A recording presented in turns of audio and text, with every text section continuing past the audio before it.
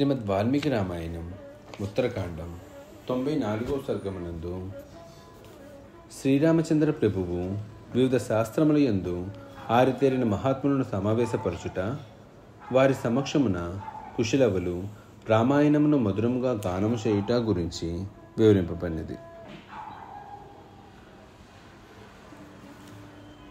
ఆ రాత్రి గడిచిన పిదప ప్రాతకాలమునందు కుశలవులు స్నాన సంజాతకములను మొనర్చి అగ్నికార్యములను ముగించుకొనిరి.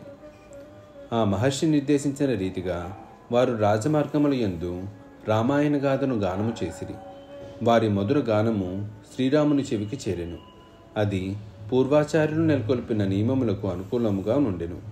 అది సంగీత శాస్త్ర లక్షణములతో వెలుసిలుచు అపూర్వ స్వరాలాపములతో శోభిల్లుచుండెను.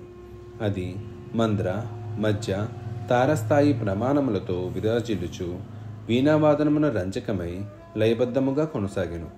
ఆ బాలుర మధుర గానమును విని శ్రీరాముడు మిగ్గుల అబ్బురపడెను. పిమ్మట నరశ్రేష్ఠుడైన శ్రీరామచంద్ర ప్రభువు అశ్వమేధ సమాప్తి సమయమున మహామునులను, రాజులను, వేదవేత్తలైన పండితులను పిలిచెను. ఇంకనూ ఆ స్వామి పౌరాణికులను, వ్యాకరణ శాస్త్రజ్ఞులను, వృద్ధులైన ద్విజులను, సప్తస్వర లక్షణములను గూర్చి బావుగా ఎరిగిన వారిని, రామాయణ శ్రవణం నందు మిక్కిలి కుతూహలము గల వారిని, బ్రాహ్మణోత్తములను, సంగీత శాస్త్ర లక్షణములను బావుగా ఎరిగిన వారిని, విశేషించి పుర ప్రముఖులను, గురు లఘువుల పరిజ్ఞానము గలవారిని, వేద విద్యా పారంగతులను, స్వరముల యొక్క అశ్వదీర్ఘాది మాత్రా విశేషములను లోతుగా ఎరిగిన వారిని, జ్యోతిశాస్త్ర విశారదులను, వివిధ సాహిత్య ప్రక్రియల యందు ఆరితేరిన వారిని, కావ్య లక్షణముల యందు నిష్ణాతులను, వివిధ భాషల స్వరూపములను చక్కగా గుర్తింపగలవారిని, వణిక్ ప్రముఖులను, సజ్జస్ఫూర్తితో ఇతరుల అభిప్రాయములను తెలుసుకొనగలిగిన వారిని, యుక్తియుక్తముగా మాట్లాడుటలో సమర్థులను, తర్కశాస్త్రజ్ఞులను, ఛందశాస్త్ర విశారదులను, వివిధ పురాణములు ఎరిగిన వారిని, వేద పండితులైన బ్రాహ్మణోత్తములను, చక్రబంధాదులతో విరసితములైన చిత్రకావ్యములు నిర్మింపగలవారిని, వృత్తశాస్త్రమునందు ప్రవీణులైన వారిని, సంగీత శాస్త్రమునందు నాట్యశాస్త్రమునందును నిగ్గుదేలిన వారిని, వివిధ శాస్త్రముల యందు పారంగతులను, రాజనీతి శాస్త్ర నిపుణులను, వేదాంత పరమార్థములను బోధించు వారిని, అట్లే ఇతర రంగముల యందు సుప్రసిద్ధులైన వారిని సమావేశపరిచి గానము చేయునట్టి కుశలవులను పిలిపించెను.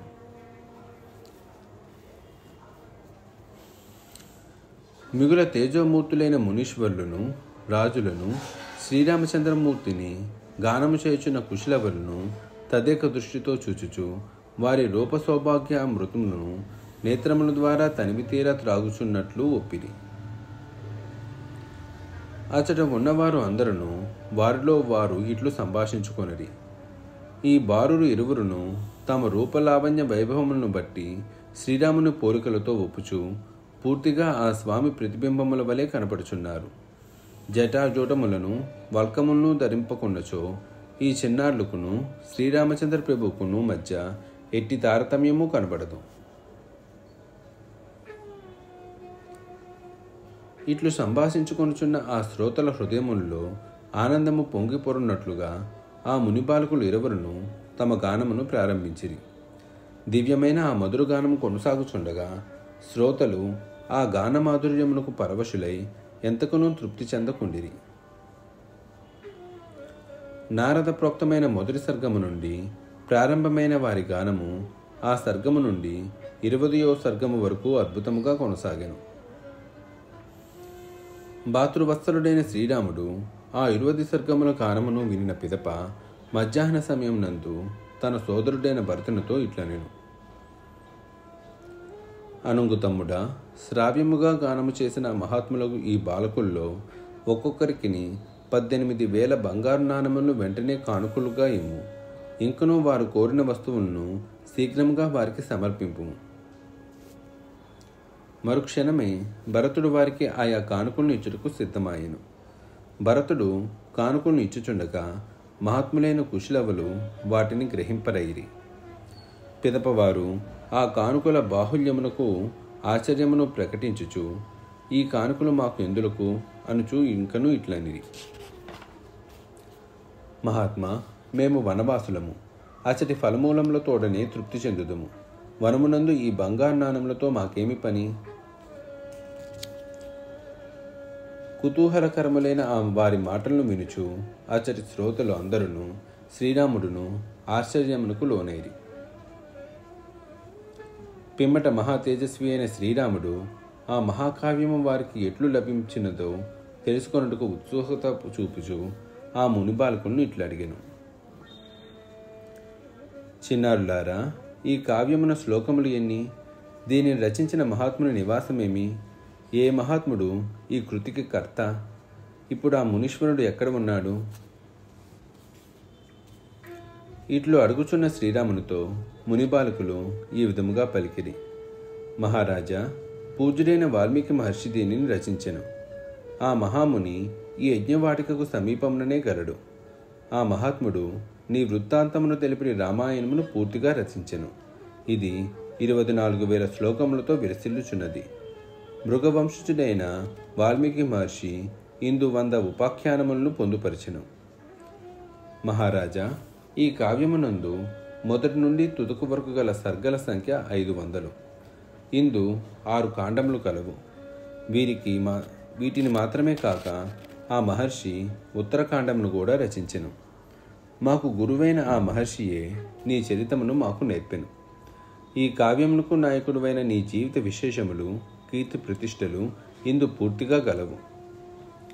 మహారాజా, మహారథ, ఈ కావ్యగానము నీకు పూర్తిగా వినవలనటి సంకల్పం ఉన్నచో యజ్ఞము జరుగునప్పుడు నీ విశ్రాంతి సమయమున సోదరులతో కూడి వినుము. శ్రీరాముడు సరే అని వారి సూచనను ఆమోదించెను. పిదప కుశలవులు మిగుల సంతుష్టులై ఆ ప్రభువు అనుమతి గైకొని వాల్మీకి మహర్షి ఉన్న ప్రదేశమునకు చేరిరి. శ్రీరామచంద్రుడును మహాత్ములైన మునులతో రాజులతో కూడి కుశలవుల మధుర గీతములను విన్న పిదప యాగశాలకు చేరెను.